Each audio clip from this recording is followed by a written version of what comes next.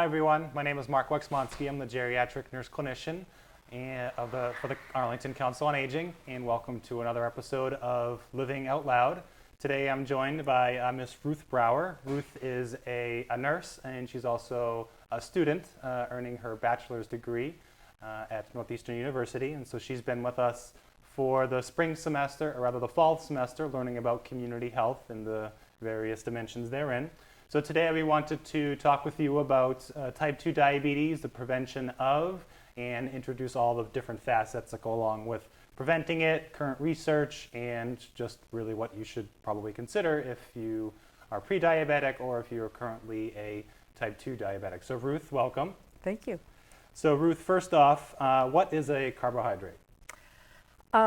Well, a carbohydrate is, we think of breads and pasta as carbohydrate, and really what it is that it gets transformed in the body into sugar. Mm-hmm. And so people don't really understand that there's a correlation or that there's a relationship between carbohydrates and sugars. But it's one type of fuel that the body uses for energy. So again, carbohydrates are sugar that our body needs to use as a fuel to maintain our cellular function. So you mentioned bread, rice. Are there any other type of carbohydrates in the foods that we eat? If you could give some examples. Yes, of course. I mean, even some vegetables have a carbohydrate count, although they have a lower glycemic index, so they have less carbohydrates associated with them. But fruits and vegetables and bread and pasta are all considered carbohydrates. Mm-hmm. So pretty much anything that has potatoes and sugar in it is a carbohydrate. Sure. So what happens in our body if we are eating too much carbohydrates, either short term or long term? Well, it's a good thing you brought that up because there is a difference between short-term and long-term effect. Of course, it spikes our blood sugar. And initially, your body has a mechanism to protect itself against too high a glucose level in the blood. And your cells, particularly your muscle cells, absorb excess glucose from the blood. And your body is even smart enough to take that stored energy and use it at a later time when you need it through a hormonal interaction that we won't go into right now. But with time, if you're eating too many carbohydrates and you're maintaining your blood glucose level at too high a level for too long a time, and I'm not sure exactly what the mechanism is, but eventually your cells become insulin resistant. And that's when your cells just fail in the mechanism to absorb the surplus of glucose in the blood. And that is why you see a spike in the glucose level in the blood that actually binds to hemoglobin. Mm-hmm. And we measure it, diabetes, prediabetes, or your blood glucose level by an indicator called an HbA1c. So we have, again, carbohydrates, sugar used in our body as fuel, can be stored for later use. Yes. How does sugar get into our cells for use? Are there any particular hormones? Yes, there are. Yes. Well, insulin, people don't realize that insulin is a hormone. And insulin, when the body realizes that it has to store that energy, insulin, which is produced in your pancreas, is the hormone that triggers that mechanism. Mm-hmm. And so we understand from media, our training as well, is that over time when our cells are resistant to insulin, that's called type 2 diabetes, correct? Well, there's a subtle distinction. I mean, you're certainly with type 2 diabetes, you are insulin resistant, but you can be insulin resistant pre-diabetically before you get type 2 diabetes. But yes, all people who have type 2 diabetes are insulin resistant, but not all insulin resistant people have type 2 diabetes. I understand. But there are a lot of people who are in that stage where they're considered pre-diabetic, and that's what's really frightening. And so we know that type type 1 diabetes, we're born with the process of not being able to produce insulin to That's get right. sugar into our bodies. Type 2 diabetes, again, is that generally that insulin resistance. That's right. So why do we know, or what are your thoughts about why type 2 diabetes is so prevalent right now? Like, what are the main theories? What have you been reading? Well, most researchers seem to trigger in, well, there is a hereditary component. If you have a person in your family who has had this disease, you are more likely to get it. If you are of certain ethnic minority races, you're more likely to get it. So we see that. We see it more prevalently in certain parts of the country, particularly in the South. But there are a lot of people who trace it to diet, and the overconsumption of overly processed foods. There's been a change in our rate of type 2 diabetes, and there's been a change in our diet over the last 25 years, and they seem to coincide. And so I heard recently in the media of a publication by a local elite university that the sugar industry had somewhat manipulated the research to make it say that fat was worse for you than sugar.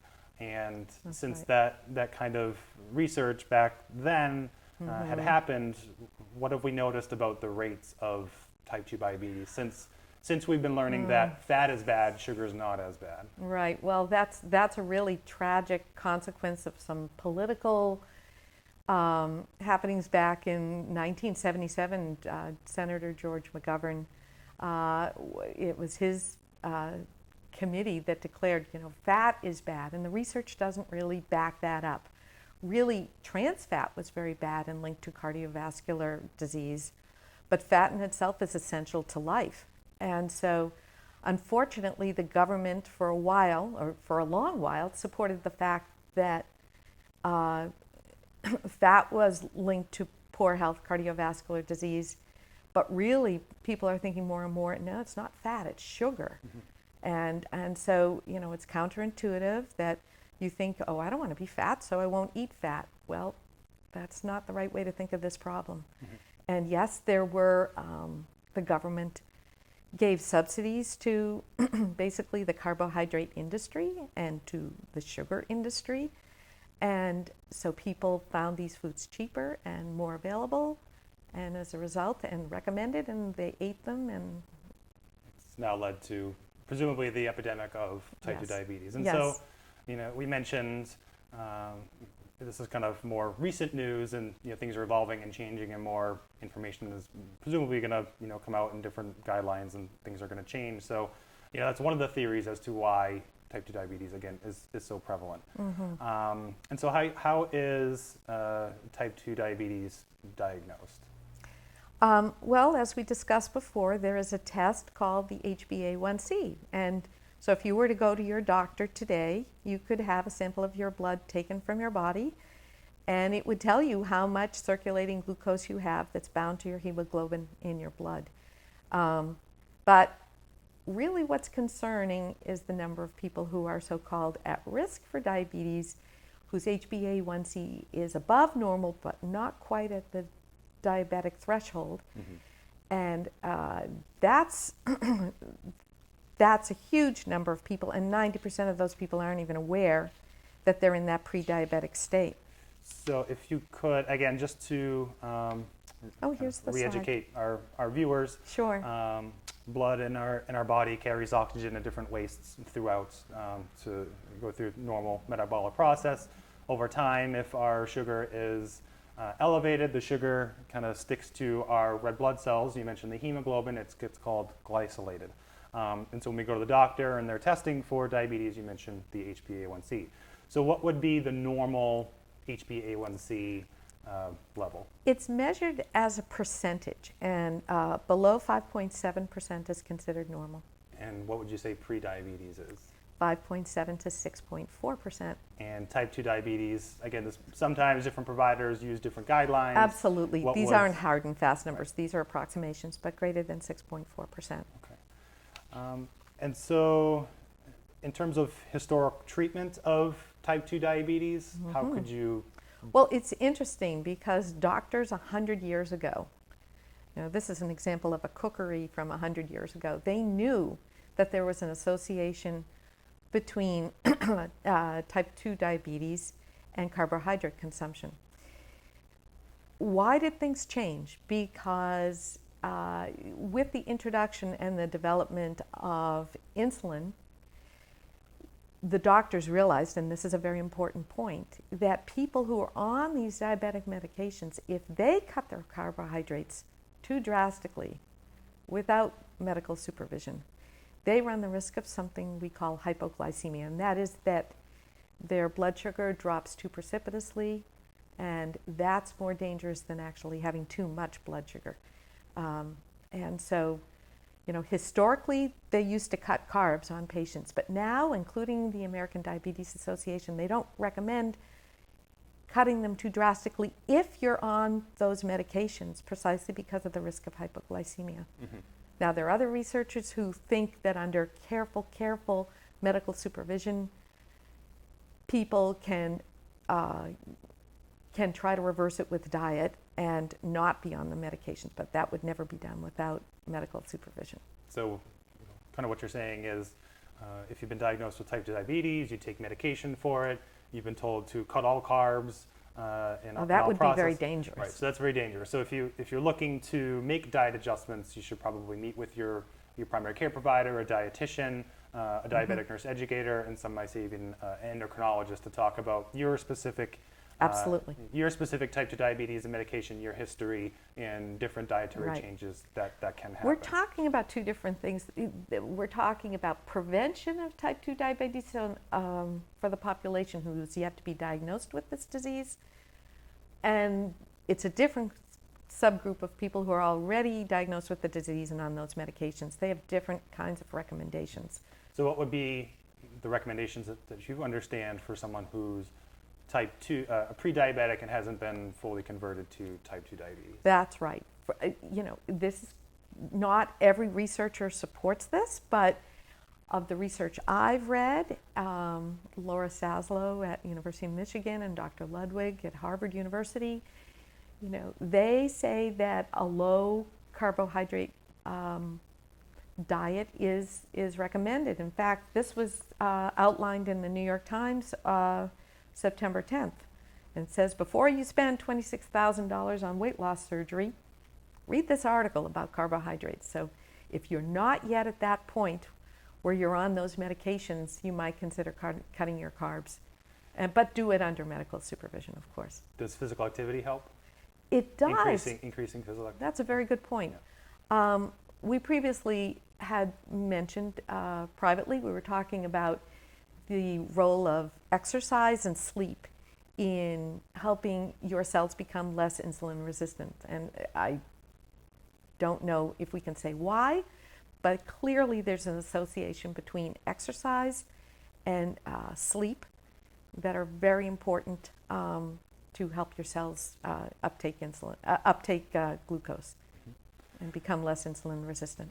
So in terms of, again, getting back to the treatment aspect of type 2 diabetes and the role of, you pre-diabetic, you're not necessarily on medication, you can make modifications through diet and supervision. Yes. And then you convert to type 2 diabetes and maybe you start on a medication and you increase physical activity and make some diet adjustments.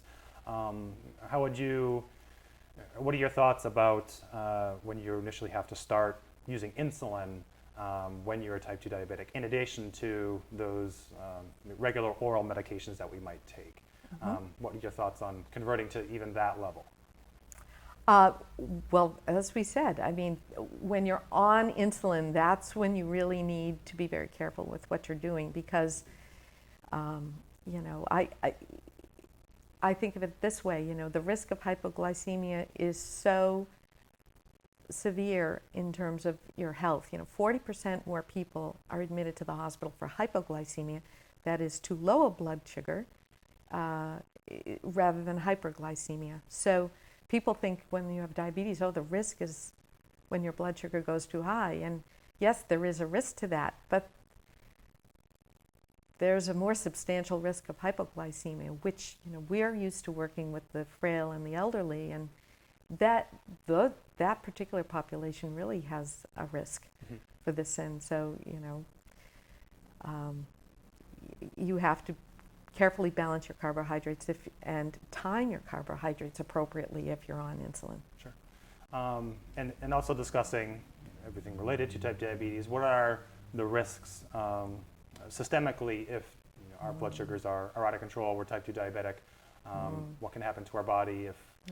What are some other injurious things that can happen to our body as a result of being? Thank you for bringing that up. We've all seen working with the elderly and the prevalence of type 2 diabetes, we've all seen the manifestations of this disease. A lot of people have diabetic foot ulcers, and we've seen people lose their vision or have kidney disease, cardiovascular disease. It affects your vascular system, so anything, and your nerves. So all of those things are at risk, and it's a real, it really diminishes your prospects of good health in old age if you have this disease. It's much better not to get it in the first place. So what does some of the research show about, let's say, overweight individuals with type 2 diabetes or pre-diabetes, not on insulin? What are some research studies showing about how they could potentially be treated? Well, related to some of the, again, specific research that you've been seeing. Well, I have seen some small trials, as I said, with Laura Saslow and her research at the University of Michigan. Her small trials have indicated that that people who who are on a lower diet, lower carbohydrate diet,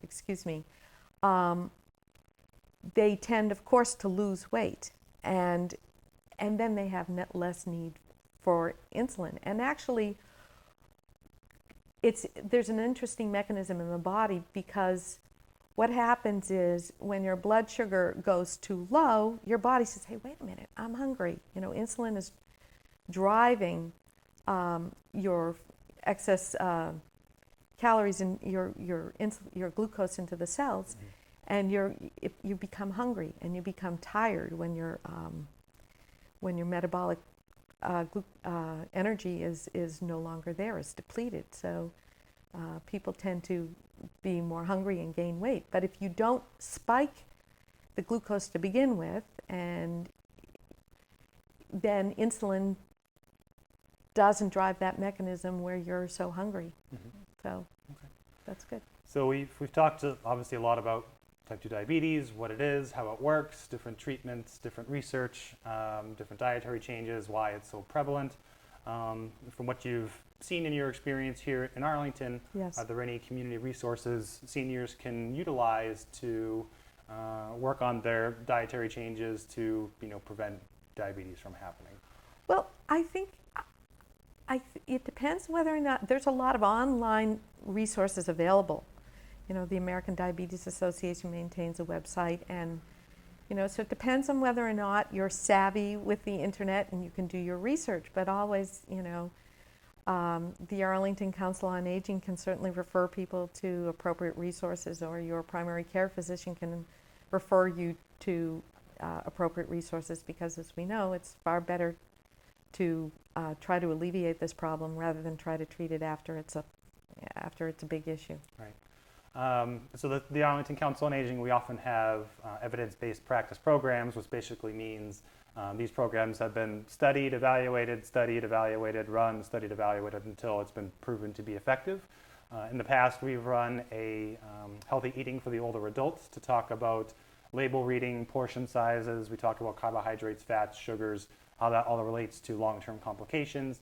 In addition, we've done an evidence-based practice program called Diabetes Self-Management, which is specifically related to those who may be pre-diabetic or live with someone who's pre-diabetic or type 2 diabetic, or even a type 1 diabetic as well, and talk about the different dietary changes and lifestyle modifications one can make to greater impact their disease in a healthful way and to prevent long-term complications. So if you're interested in those programs, you can always call the Council on Aging to learn when the next class would be. And as you mentioned, your primary care provider, endocrinologist, diabetic nurse educator, online resources, Right. And I think there's other community education programs in the area to potentially find out about and utilize. So Right. with that, did you have any other final thoughts on what we've talked about today? I think it's important for people to understand that it's not a dire diagnosis, that you can do things to help yourself even if you're well on your way to becoming a diabetic, and knowledge is power, and so you should go to your doctor, you should find out what your HbA1c is and calculate your risk of this disease, because it's a silent epidemic, isn't it? I mean, we see people after they've suffered the consequences, but before they've been diagnosed, and so knowledge is key. So, and that's a very important point you mentioned. Knowledge is key, but also motivation. So, you may be trending toward that diagnosis, you're concerned about it, something can be done, and for whatever reason, there might be a barrier to make those behavior modifications to prevent worse outcomes. And if you're struggling to find out why maybe that motivation is a challenge, you could obviously, again, speak with your doctor, call the Council on Aging, myself, and we can work through that and get you on the right path toward something new. So, All right. Thank you, Mark. so thank you very much for joining us and engaging in Thank this conversation regarding type 2 diabetes, its prevalence, its importance, its concerns, its treatments, and all the other things we had talked about.